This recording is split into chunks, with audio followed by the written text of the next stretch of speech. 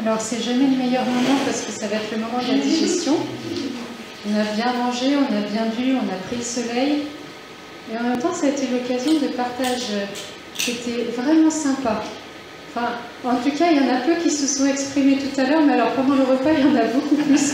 Et je vous assure, moi, j'ai été super édifiée par tout ce que j'ai entendu.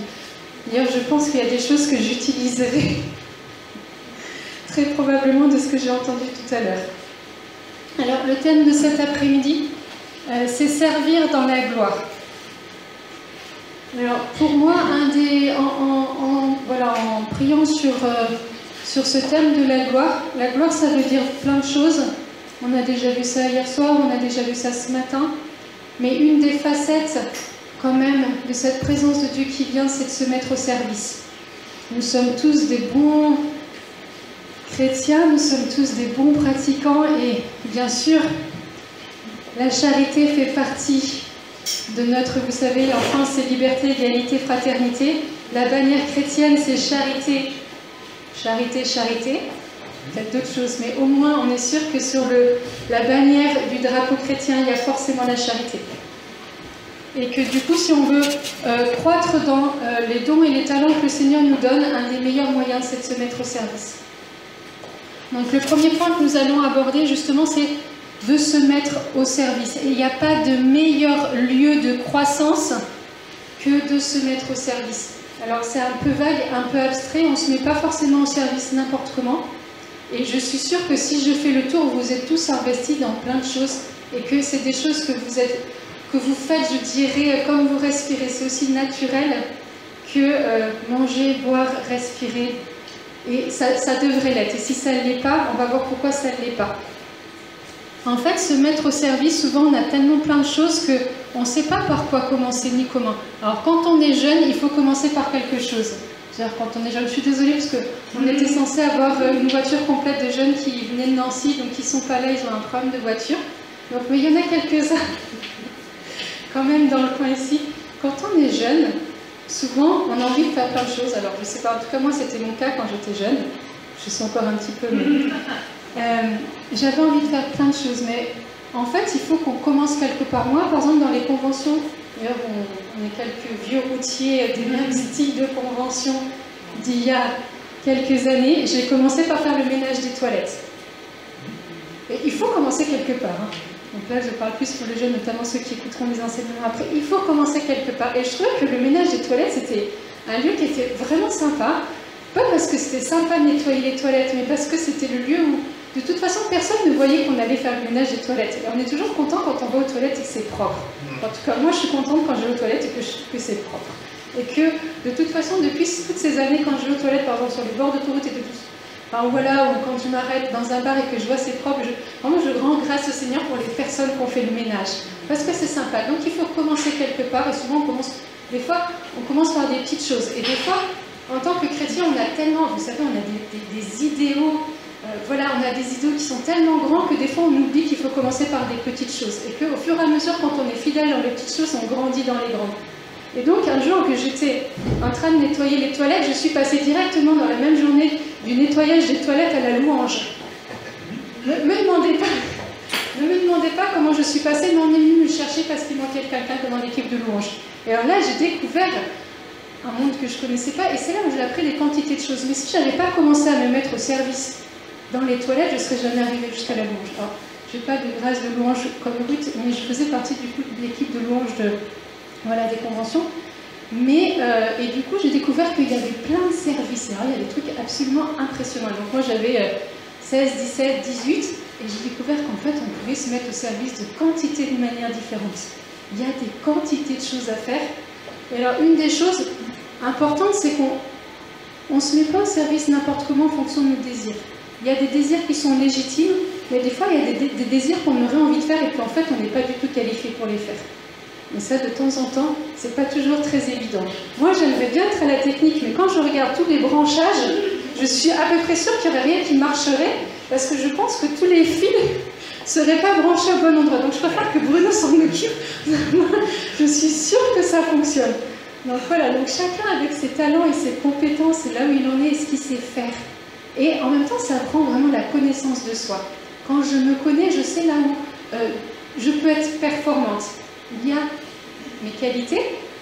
Si vraiment je chante bien et que j'aime chanter, je sais que je peux mettre ma voix au service du Seigneur.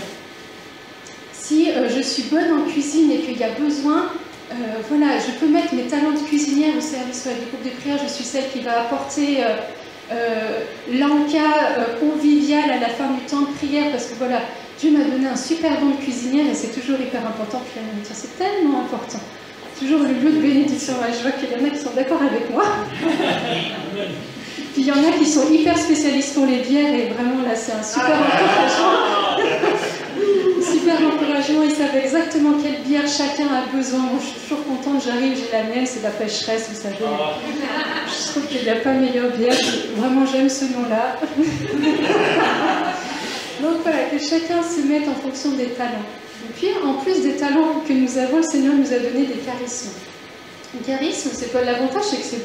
Voilà, on ne les choisit pas, c'est vraiment le don gratuit de Dieu, quoi. Charisme, don gratuit de Dieu. Et alors, ce qui est génial, c'est extraordinaire, c'est...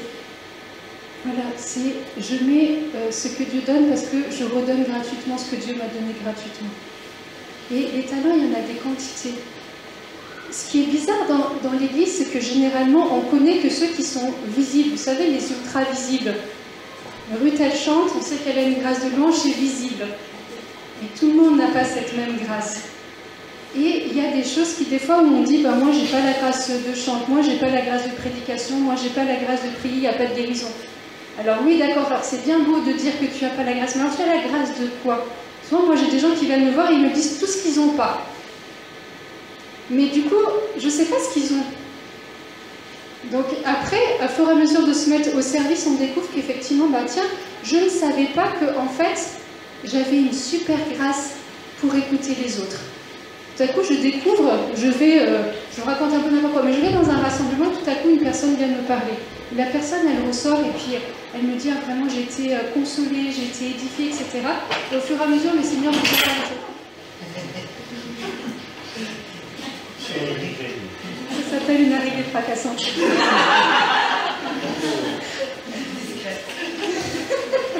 Ça passe, ça a l'air solide. C'est pas juste le Oh, ça tiendra bien encore pour aujourd'hui. Et donc je découvre, voilà, simplement en étant attentif à ce qui se passe, que voilà, que Dieu a déposé dans ma vie une grâce pour écouter les autres. Ou alors, chaque fois que je fais quelque chose, quelque part c'est bizarre, les gens n'arrêtent pas de me demander des services. Souvent on pense que se mettre au service, c'est voilà, c'est faire des grandes choses. Et en fait, je me rends compte que je suis toujours celui ou celle qui voit les détails, vous savez, des petites choses qui manquent, les petites choses à finir. Il y a des gens, mais moi je suis épatée. J'ai une copine qui est comme ça, une super amie, elle peut passer n'importe où. Elle a d'autres super grâces, mais alors elle est capable de voir, vous savez, la petite chose qui va manquer, le petit truc. Et alors vous la cherchez, elle est toujours au fin fond de la cuisine en train de finir les dernières choses. Pour moi, mais cette fille, elle a une super grâce de se mettre au service. Et vraiment, vous êtes sûr qu'au moins, tout ce qui est fait, ça va rouler parce qu'elle va passer derrière et qu'elle va voir. Vous savez, pour moi, c'est vraiment la Vierge Marie qui est à Cana et qui voit qu'il manque de vin. En fait, qui avait vu personne?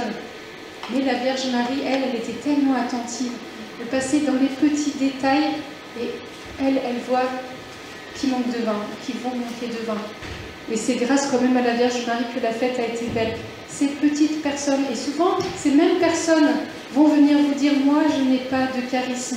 Pourtant, c'est des choses qui ne sont pas forcément grandes, mais qui sont tellement utiles et tellement importantes. Vous savez, c'est comme quand quelque chose se passe bien, puis il manque juste de l'huile. Ces personnes sont l'huile, en fait, qui permet que le rouage tourne bien.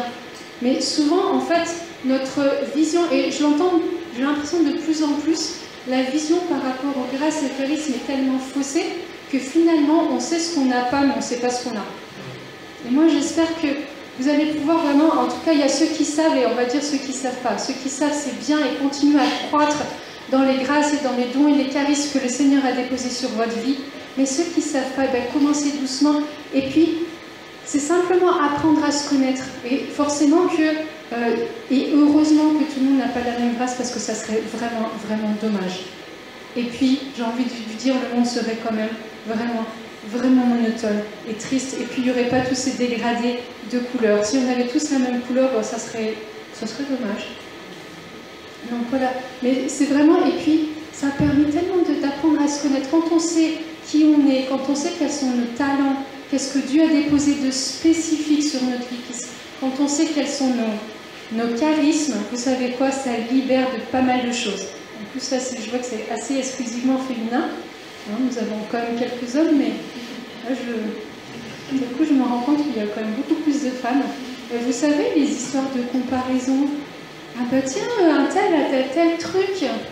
Et puis, oh bah tiens, mais elle a quelque chose que j'aimerais bien. Mais si vous connaissez bien, en fait, vous n'allez pas regarder ce que les autres ont. Vous allez savoir que vous avez parce que c'est ce que Dieu a voulu pour votre vie et que si vous avez été créé, c'est pour cette spécificité-là qui est unique et que les autres n'auront pas. Les autres n'ont pas ce que vous avez, vous n'avez pas ce que les autres ont. Et ce qui est génial, c'est quand on est ensemble, c'est la complémentarité. C'est-à-dire que ce que les uns ont, ça va compléter ce que les autres n'ont pas. C'est pour ça que Dieu n'a jamais voulu que nous soyons seuls. Si nous sommes seuls, de toute façon, nous ne pouvons pas tout faire. Je veux dire, il y en a, ils pensent que c'est des Superman et des Superwoman, mais ça ne va jamais très loin. Ça ne va jamais très loin parce qu'on ne peut jamais faire. On ne peut jamais tout faire. On n'a jamais, même, par exemple, si vous pensez que deux styles de charisme sont les mêmes, en fait, vous allez vous rendre compte qu'ils ne sont pas du tout les mêmes. Ils ont une base commune, mais comme ils sont là, vous êtes différents, c'est-à-dire qu'ils vont s'exercer de façon différente.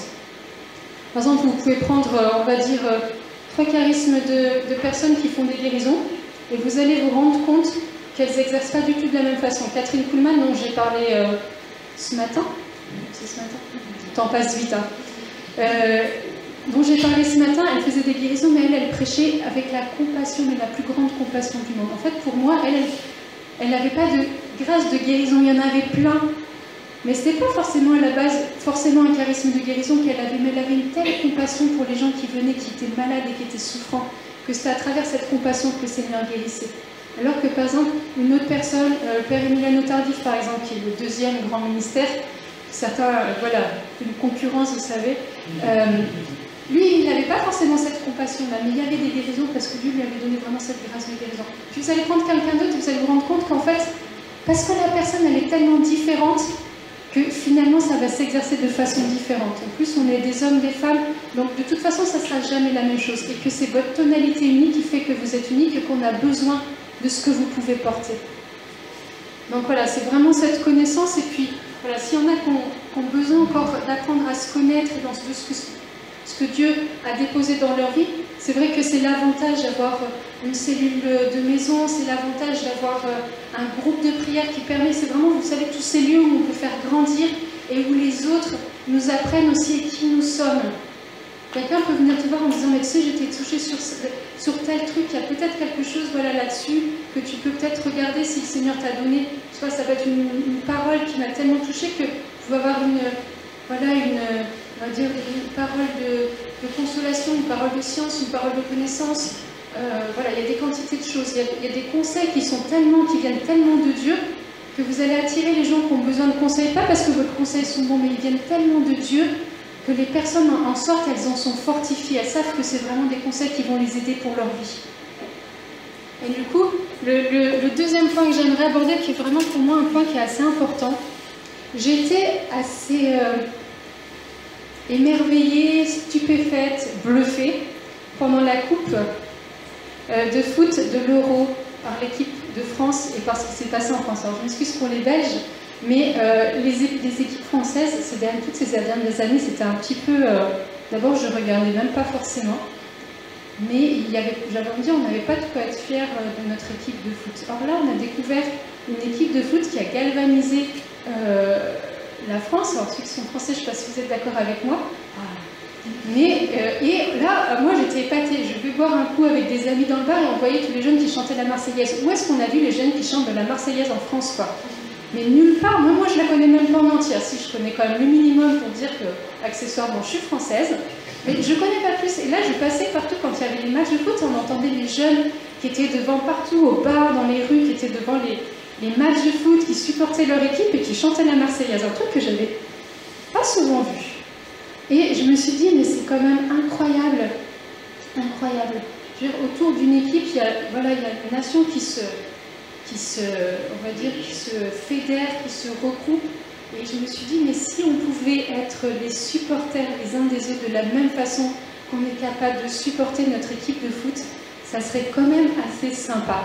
Et il y a, alors je sais pas, je suis désolée Bruno, mais j'ai pas la référence, mais quelque part dans le Nouveau Testament est écrit « Supportez-vous les uns les autres ». Eh bien, vous savez quoi? Moi, pendant des années, pourtant c'est, je sais plus dans quelle semaine, des lots ou des vêpres, chaque fois on dit « Supportez-vous ». Vous savez, quand on dit « Supportez-vous », on imagine déjà le poids. Moi, je sais pas, chaque fois que je lisais ça, je me disais « Oui, je vais supporter mon frère ou ma soeur, je vais vraiment… » Vous savez, vous imaginez déjà la sueur qui coule, non mais vous êtes déjà découragé avant même d'avoir commencé à supporter votre frère ou votre soeur. Il y a un missionnaire qui un jour est revenu d'Afrique et il a vu une petite fille de 5 ans. Enfin, c'est pareil, c'est des images que j'aime beaucoup parce que je trouve ça sympa. Mais vous savez, une petite fille de 5 ans d'Afrique qui porte son petit frère qui a 2-3 ans sur le dos. Quand en Centrafrique, c'est hyper courant. Et donc, elle est avec son petit frère sur le dos et le missionnaire la regarde et dit « Mais dis donc, ma petite, ton fardeau est lourd. » Et la petite le regarde et elle dit « Mais c'est pas un fardeau, c'est mon frère. » En fait, je trouve que c'est hyper parlant parce que souvent, nous, on est comme ça, je porte mon frère, mon soeur dit « Quel fardeau? Ah ouais, mon fardeau, il est lourd, je porte mon frère, ma soeur. » En fait, la petite, elle avait juste, elle dit « C'est pas un fardeau, c'est mon frère. » En fait, c'est ma responsabilité en tant que frère et soeur de porter mon frère ou ma soeur, mais pas de le porter dans ce mauvais sens. Moi, j'ai toujours pensé que supporter ses frères et sœurs, c'était vraiment « Je les supporte. Je suis quand même chrétienne. » En gros, j'ai pas trop le choix. Donc, on va apprendre cette meilleure manière de supporter ses frères et sœurs. Et plus que supporter, j'aimerais qu'on invente un mot nouveau, parce que je suis pas très sûre que ce soit dans le dictionnaire, en tout cas dans le Larousse. Mais vraiment parler d'être les meilleurs encourageurs de nos frères et de nos sœurs. Alors, inventer des mots nouveaux, ça ne pose jamais de problème. Mais du coup, la réalité qui est derrière, c'est que quand on encourage quelqu'un, en fait, le terme d'encouragement, c'est vraiment parler au cœur d'eux. Quand tu encourages ton frère ou ta sœur, tu es capable d'aller parler au cœur et d'aller trouver ce qui est bon et de faire sortir le meilleur. En fait, c'est ça quand on encourage son frère ou sa sœur. Là, j'aimerais que nos assemblées chrétiennes deviennent des assemblées où on est capable d'encourager de façon vraie, de façon positive. Quand je vois mon frère ou ma sœur, je vois ce qu'il est.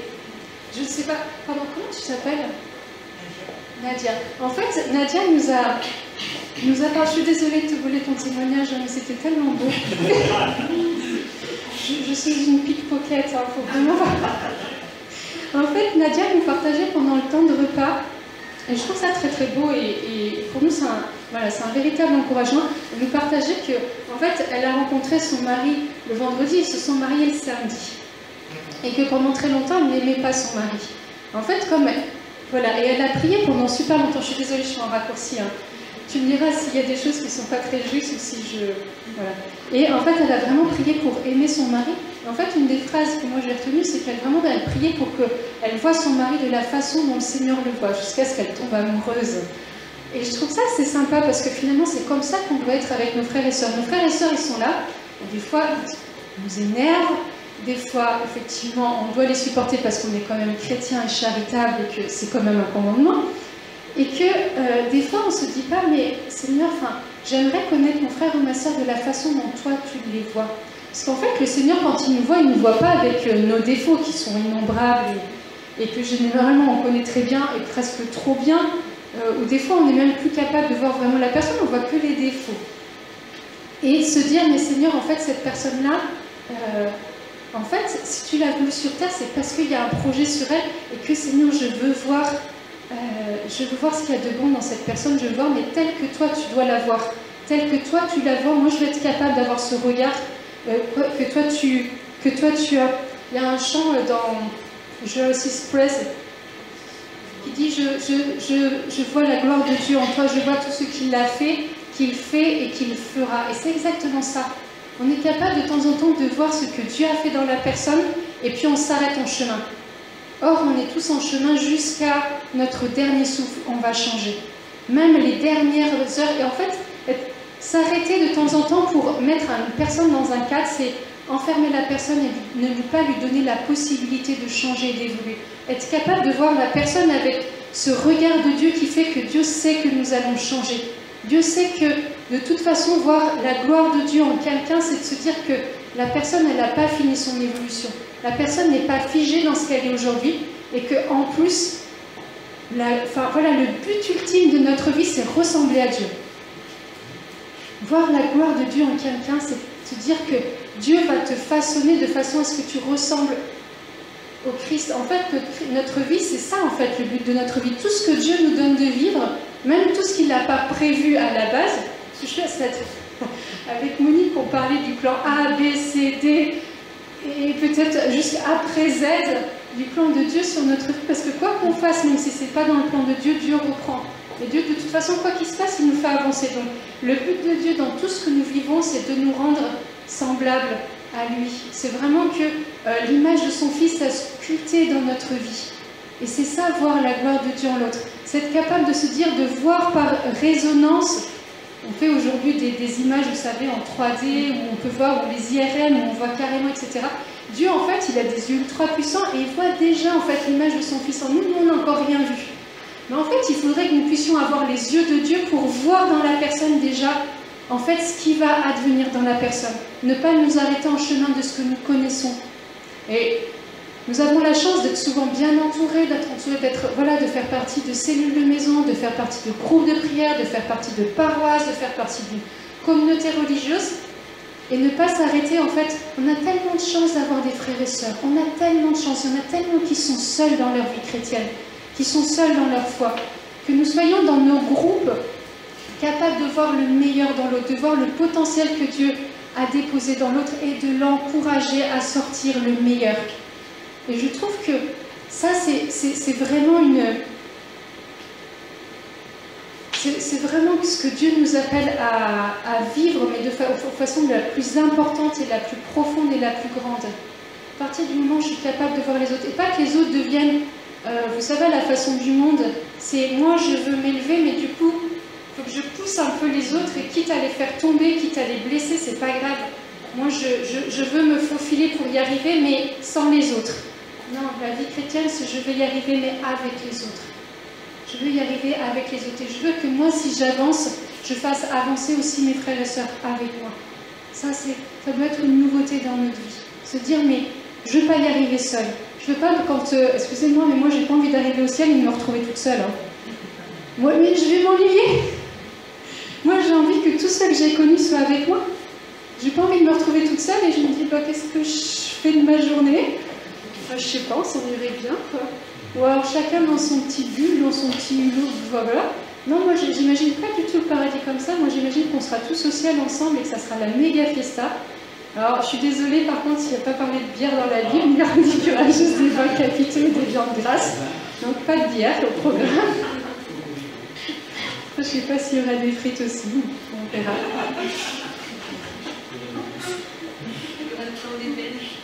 Ouais, les Belges, les prochains accords. On viendra faire de temps en temps des petits tours. Mais voilà, que nous voyons en fait nos assemblées comme un lieu où on s'édifie ensemble, comme un lieu où on voit le meilleur. Vraiment, on attire tellement la bénédiction qu'on est capable d'aider l'autre dans ce qu'il vit. Il y a un passage où on en reste un petit peu toujours dans l'Ancien Testament, mais vous connaissez, je pense tous, la bataille... attendez, hop, je vais reprendre le... Vous connaissez tous, c'est dans Exode 17, à partir du verset 8, le combat d'Amalek contre Israël. Je pense que c'est quand même quelque chose qui est assez connu. Je vais vous le relire. Alors Amalek vint se battre avec Israël à Éréphidim. Moïse dit à Josué, « Choisis-nous des hommes et sors te battre contre Amalek. Demain je serai debout au sommet de la colline, le bâton de Dieu en main. » Comme Moïse lui avait dit, Josué engagea le combat contre Amalek, tandis que Moïse, Aaron et Our étaient montés au sommet de la colline. Alors quand Moïse élevait la main, Israël était le plus fort. Quand il reposait la main, Amalek était le plus fort.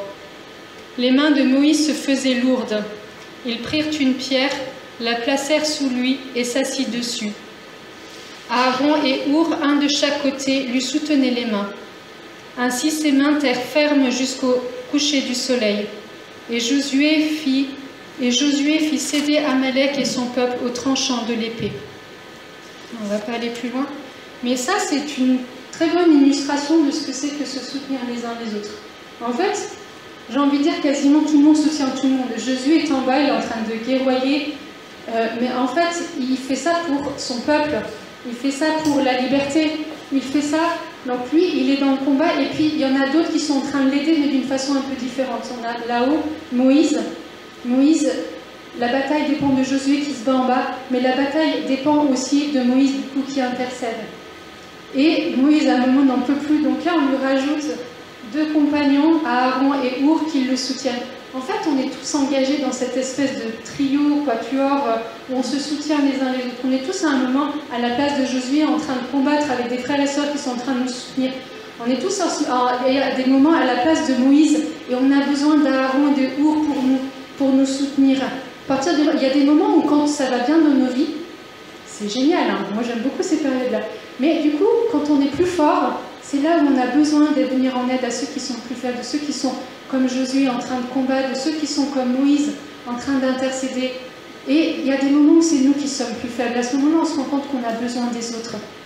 Donc on a tous à ces moments-là, et soyons attentifs les uns aux autres de là où est-ce que j'en suis, là. Est-ce que j'ai besoin de quelqu'un, et est-ce que quelqu'un a besoin de moi? Donc apprenons à être attentifs à ce moment-là, à savoir, mais qu'est-ce que je peux donner? Qui a besoin de moi? Qui est dans la galère? Qui est dans la difficulté? Qui est dans la souffrance? Qui est-ce qui a besoin que je sois présente? Qui est-ce qui a besoin? Et après, on peut être présente de plein de manières différentes en fonction de ce que nous sommes. Là, pour en revenir aux cuisinières, il y en a qui, effectivement, quand les gens ne vont pas bien, vont leur cuisiner des choses et c'est vachement sympa. Il y en a d'autres qui vont simplement venir faire un coup de ménage. Il y en a qui vont venir garder les enfants pour que la personne puisse se reposer. Il y en a qui vont les emmener se balader. En fait, l'inventivité humaine n'est censée pas avoir de limite. On se rend compte que dans le mal, c'est impressionnant et les gens sont toujours inventifs. Je ne comprends pas pourquoi dans le bien, tout à coup, nous perdons cette inventivité. Or, nous sommes tout aussi intelligents que les autres, donc il n'y a pas de raison. Il n'y a pas de raison. Il ne devrait pas y avoir de limite à l'ingéniosité, à l'inventivité pour faire le bien, pour l'amour, pour le service des uns des autres. Il y a... en tout cas, moi, c'est pareil. Je reviens à Moïse. Hein. Moïse, vous êtes rendu compte, c'est un peu un copain. Hein. Moïse, lui, il va encore plus loin. Il va encore plus loin. Il monte dans la montagne, il passe du temps avec Dieu, il est là pour le peuple, c'est le berger du peuple. Il redescend, et là, il se rend compte que son peuple a tourné le dos à Dieu. Et il rentre dans une grande colère, et du coup, il remonte. Donc, en fait, là, on est dans Exode 32. Exode 32 à partir du... on va prendre à partir du verset 30. Or, le lendemain, Moïse dit au peuple, « Vous avez commis un grand péché, mais maintenant je vais monter vers le Seigneur. Peut-être obtiendrai-je l'absolution de votre péché. » Moïse revient vers le Seigneur et dit, « Hélas, ce peuple a commis un grand péché. Ils se sont fait des dieux d'or. Mais maintenant, si tu voulais enlever leur péché, sinon efface-moi donc du livre que tu as écrit. » Je ne vais pas aller plus loin, vous lirez la suite si vous voulez, mais on va s'arrêter là. En fait, Moïse, il est tellement au service de son peuple que, je ne sais pas si vous avez bien saisi ce qu'il dit. En fait, il demande au Seigneur, c'est sa vie contre la vie de son peuple. En gros, en fait, c'est ça, l'amour ultime, c'est donner sa vie pour ceux qu'on aime. En fait, on ne va pas donner notre vie de façon... vous savez, c'est bien beau, je sais pas. Moi, quand j'étais petite, hein, je rêvais, vous savez, bon, après c'est peut-être que moi, mais je rêvais de partir au bout du monde, de donner ma vie pour des gens qu'on ne connaît pas, vous savez, de mourir sur un bateau en allant faire un voyage de... Enfin, je sais pas, moi je rêvais de grands trucs, mais en fait on se rend compte que rêver, c'est bien, mais c'est pas suffisant, et en fait donner sa vie pour des gens qu'on ne connaît pas, ça peut être beau, mais que déjà donnons la vie pour les gens qu'on connaît, pour les gens qui sont à côté de nous. Et que le don ultime, c'est de donner sa vie. Mais du coup, c'est Concrètement, c'est donner sa vie pour ceux qui sont à côté de nous, pour notre famille. Combien de mamans donnent leur vie au quotidien, leur santé, pour leurs enfants, pour leur croissance, pour leur éducation? Combien de maris sont capables de donner leur vie pour leurs femmes? Combien de femmes sont capables de donner leur vie pour leur mari? Et vice-versa, dans un groupe de prière, est-ce que je serais capable de donner ma vie pour quelqu'un qui que ce soit? On a eu des quantités de témoignages de saints. Je pense au bienheureux, peut-être il est saint, Maximilien Marie Kolb, capable de donner sa vie pour sauver seulement une autre personne. Ça, c'est le but ultime de notre vie. On ne sera pas tous appelés à être martyrs, on ne sera pas tous appelés à donner notre vie par le sang, mais on est tous appelés au quotidien, effectivement, à donner notre vie pour ceux qui sont à côté de nous et ceux qui nous entourent. Juste pour vous faire rire, il y a quelques années, j'étais en train de prier avec deux jeunes filles dans une forêt. Deux jeunes filles de Gabonaises qui avaient moins de 18 ans. Et en fait, on était en train de prier dans le bois et tout à coup, il y en a une qui fait, mais vraiment, vous savez, c'était la prière qui sortait du cœur. Seigneur, fais de nous des martyrs. On était jeunes. Et alors, moi, j'étais morte de rire et je disais rien parce que j'attendais de voir comment ça allait tourner. Et puis l'autre, elle s'arrête, elle lui dit, t'es sûre de toi? Et donc l'autre, elle réfléchit quelques secondes, elle dit, oui, Seigneur, fais de nous des martyrs. Et puis l'autre, elle s'arrête, elle dit, non, non, non, Seigneur. Moi, je ne suis pas d'accord. Seigneur, non, non, fais de... Donc, la jeune s'appelait Marina. Fais de Marina une martyre, mais Seigneur, pas moi. Ce qui ne veut pas dire que cette jeune va forcément mourir martyre, mais c'était assez rigolo de voir, effectivement, entre le désir, effectivement, et puis la peur, ça veut dire quoi être martyr? Aujourd'hui, effectivement, on peut être martyr partout, mais de toute façon, au quotidien, il y a suffisamment de choses à faire, de donner notre vie concrètement au quotidien, déjà pour ceux qui sont autour de nous, sans aller bien loin. Donc voilà, mais ça c'était juste la petite anecdote de jeunes voilà, qui viennent de rencontrer le Seigneur et qui prient avec toute leur foi, toute leur zèle et tout ce qu'elles sont. Donc voilà, donc du coup, vraiment que nos communautés deviennent les meilleurs encourageurs de nos frères et sœurs et d'être capables de voir vraiment tellement le beau et le bon et le meilleur de ce que Dieu a déposé dans la vie de chacun.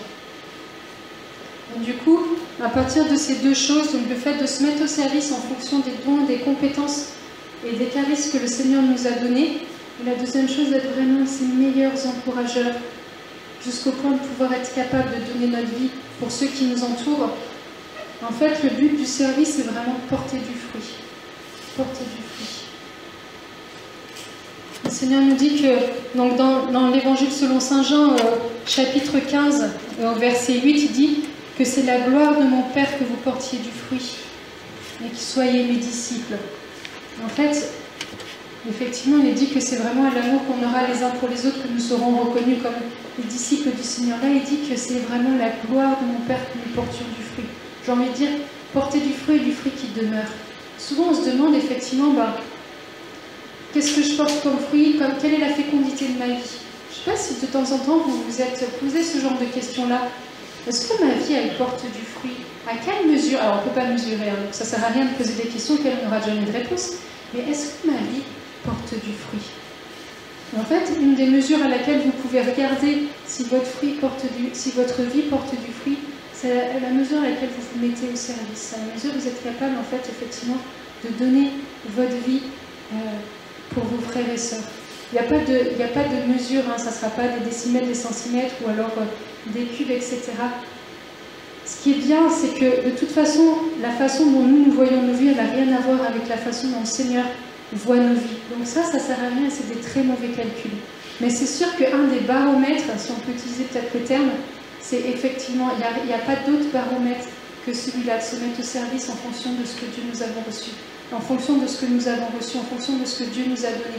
Vous connaissez tous l'histoire de l'intendant, du coup, enfin non, plutôt des serviteurs qui reçoivent des talents, donc qui les font fructifier, et puis il y en a un qui les met sous la terre.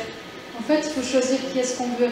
On veut être, est-ce qu'on veut faire fructifier les talents, et que quand on arrivera au ciel, on remette les 5 ou les 10 talents que le Seigneur nous a donnés, et puis en fait, on a fait fructifier, du coup on en a 5 ou on en a 10 autres, ou est-ce qu'on veut arriver en disant, Seigneur, j'ai eu peur, j'ai enfoui le talent que tu m'avais donné dans la terre, donc je ne l'ai pas fait porter de fruits. moi je sais pas, mais moi j'ai envie que ma vie elle porte du fruit. J'ai pas envie d'avoir passé ma vie, en fait, à... Après ça n'engage que moi, hein, mais j'ai pas envie que ma vie, elle soit, entre guillemets, elle soit stérile, elle porte pas de fruits, et que les gens soient pas bénis. Peu importe hein, de ce que je vis, peu importe l'état où je suis là, en fait, très honnêtement, j'ai eu un accident de voiture il y a 15 jours, j'ai assez mal au bras. Mais est-ce que ça m'empêche d'être là? Non, en plus ça m'empêche même pas d'être heureuse. Donc peu importe, c'est pas parce que je vais bien ou que je vais pas bien que je ne fais pas les choses. En fait, si on s'arrête au ressenti, je vous assure, souvent on fait pas grand chose. Et en plus, le ressenti, c'est vraiment très mauvais parce que généralement, on n'a pas envie au moment où on est censé le faire. Et généralement, moi je sais pas, en tout cas moi c'est ça, hein, c'est juste avant d'aller faire un groupe de prière ou avant d'entamer un truc, alors je sais pas toi Ruth, mais alors moi généralement c'est le moment où j'ai pas envie. C'est le moment où j'aurais envie d'aller me coucher par contre. Ça, ou d'aller regarder un film, enfin de tout faire sauf là où je suis censée aller. Donc moi je sais que je ne me fie pas en fait à ce que je peux ressentir. Je sais juste qu'après l'avoir fait, même si des fois c'était pas forcément facile et évident, et si j'étais fatiguée, malade, mal en point, des fois profondément triste ou profondément blessée, je me rends compte que à partir du moment où je donne, même si ça me coûte, j'en ressors profondément bénie, je ressors avec beaucoup de joie, et je me rends compte que ça c'est vraiment, depuis toutes ces années, chaque fois c'est cette même expérience de voir que peu importe l'état dans lequel je me donne, quand j'ai fini de me donner, je me rends compte que le Seigneur m'a rempli. Et que du coup, généralement, je suis beaucoup mieux avant de m'être donné qu'après. Et je trouve que c'est une super expérience de se dire que moi, je donne un peu, je donne ce que j'ai, je donne là où j'en suis et comment j'en suis. Et qu'en fait, je ressors avec, c'est comme si je passe à la caisse, je donne 10 €, et quand je reviens, je passe à la caisse et en fait, je récupère 100 €. C'est à peu près cette expérience-là qu'on fait à chaque fois. C'est finalement, j'arrive et je suis triste, quelqu'un vient me dire, donc c'est toujours dans ces moments-là, enfin, vous êtes triste, en plus ça se voit, vous allez pleurer quand même, quoi. La personne, elle pourrait faire un effort, non? Vous êtes là, vous avez les yeux pleins de larmes, les yeux tout rouges, ça tourne un peu, puis il y a quelqu'un qui dit, ma soeur, est-ce que j'ai besoin de parler? Et puis vous êtes là avec les larmes qui coulent encore, quoi. Et donc la personne, elle s'assoit et tout ça, et vous sortez de là, et vous êtes heureux. Ça ne veut pas dire que ce que vous êtes en train de vivre, c'est passé, mais ça veut dire que Dieu est passé à travers vous, et a consolé, a guéri, etc., et que vous retrouvez des forces. C'est une expérience qu'on peut faire à chaque fois. Peu importe. Nous, souvent, en tout cas, quand on était aux Béatitudes, on nous faisait faire cette expérience-là, c'est-à-dire faire les annonces avec joie et sourire quand on était triste. C'était, ils venaient vous chercher dans la cuisine et vous étiez en train de pleurer, et puis en disant, maintenant tu vas faire les annonces. Tout ça pour vous dire qu'à partir du moment où on se détourne, en fait, on reçoit beaucoup plus. Moi, je me rappelle le nombre de fois où j'avais des mauvaises nouvelles et je passais, et là j'avais, on prend l'exemple avec des yeux qui pleurent, et puis les gens, donc vous avez le nez tout rouge, enfin, vous savez, comme quand vous avez pleuré, quoi. Puis il y a quelqu'un qui passe, dit, ma soeur, vous êtes vraiment belle aujourd'hui. Là, vous dites, oui, mais bien sûr. Mais c'est juste pour montrer que de temps en temps, effectivement, c'est pas ça qu'on doit s'arrêter. Parce que si on s'arrêtait à ça, je vous assure, on ne ferait pas grand-chose. Vraiment, on ne ferait pas grand-chose. De temps en temps, on ne se lèverait même pas le matin, quoi. De temps en temps, on se dit que non, la vie, elle est trop difficile, alors je me rendors, je me remets sous ma couette, et c'est reparti pour un tour. Non, on se lève, on met un pied, et on y va. Et on sait qu'avec la grâce de Dieu, avec la force du Saint-Esprit, quoi que je peux vivre, ça peut se retourner en bénédiction contre moi. Et souvent, on passe à côté de bénédiction à cause de ça, parce qu'on reste sur notre ressenti. On reste sur nos émotions, on reste sur le fait qu'on n'est pas bien. Et être pas bien, ça ne veut pas dire qu'on a, qu'il faut s'oublier complètement et pas prendre le temps pour soi, pour guérir, pour profiter des frères et sœurs, mais de temps en temps, effectivement, c'est apprendre à s'oublier pour porter plus de fruits. Le grain qui germe, il n'a rien demandé, hein, le pauvre, il doit mourir pour porter du fruit, quoi. C'est un peu dramatique, en fait, hein. Mais on doit passer par là, nous aussi, apprendre à mourir pour porter plus de fruits. Et rentrer dans la maturité, alors vous êtes tous déjà matures, hein, ça, il n'y a pas de souci. Mais rentrer dans une vraie maturité spirituelle, c'est s'oublier pour porter du fruit, apprendre à mourir pour porter du fruit, apprendre à ne pas se regarder pour accueillir l'autre dans ce qu'il est, parce que souvent l'autre a beaucoup plus besoin que nous, et apprendre aussi effectivement cette expérience qu'à partir du moment où je me donne, Dieu me redonne. Et ce qui est génial, c'est que Dieu il est quand même vachement plus sympa que nous, ce qu'on donne. Nous, on donne un peu, Dieu nous donne beaucoup. Et souvent, on oublie ça. C'est-à-dire que c'est vraiment vous savez, le jeu de la petite Thérèse qui disait « je joue à qui perd gagne ». En fait, on peut jouer à qui perd gagne tous les jours. Je perds, mais je regagne. Je perds, mais je regagne. Je perds, mais je regagne. Et ça, je trouve ça extraordinaire. Il n'y a aucun autre lieu où on peut, comme ça, perdre mais gagner encore plus. Et je trouve que c'est vraiment, vraiment, vraiment sympa. Donc voilà, donc là j'ai quand même déjà développé plusieurs choses. Je propose qu'on prenne voilà, vraiment le temps, alors pareil, de partage d'expérience. N'attendons pas le repas du soir.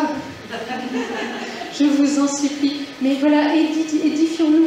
Voilà, la journée, elle passe vite. Donc, puis même moi, j'ai besoin d'entendre vos expériences, parce que j'ai aussi besoin d'être édifiée. C'est pas parce que je parle que j'ai pas besoin d'être édifiée. J'ai besoin d'être édifiée, j'ai besoin d'être fortifiée aussi. Voilà, dans ce que je vis, dans ce que le Seigneur vit. Et ça me fait tellement du bien d'entendre les merveilles de Dieu dans la vie des autres. Enfin, moi, quand je ne vais pas bien, quand je suis de temps en temps, vous savez, dans le creux, de temps en temps, je vais écouter ce que les autres ont à me raconter des merveilles de Dieu sur leur vie. Je vous assure, moi, c'est on va dire, c'est mon antidote à quand je ne vais pas bien. Soit je lis des bouquins de témoignages, soit je vais aller demander carrément à ceux qui nous disent « Alors, le Seigneur, il a fait quoi de beau pour toi ?» Moi, je peux aller pas bien, être dans le noir, etc. Et je vais aller demander aux autres, mais alors, et cette semaine, il a fait quoi de beau pour toi? Et comment tu t'es converti, etc., etc. Et là, je suis boostée, parce que je trouve ça tellement merveilleux ce que le Seigneur fait dans la vie de chacun. Et puis en plus, ce qui est génial, c'est que c'est absolument pas la même chose, il est tellement unique avec chacun. Dieu fait de façon tellement différente que moi, ça me fait du bien. Et c'est un antidote, c'est encore meilleur que le chocolat noir. Donc voilà, donc je vais m'arrêter là, et puis voilà, en prenant un bon temps voilà, pour partager entre nous, on est vraiment entre nous, donc profitons-en.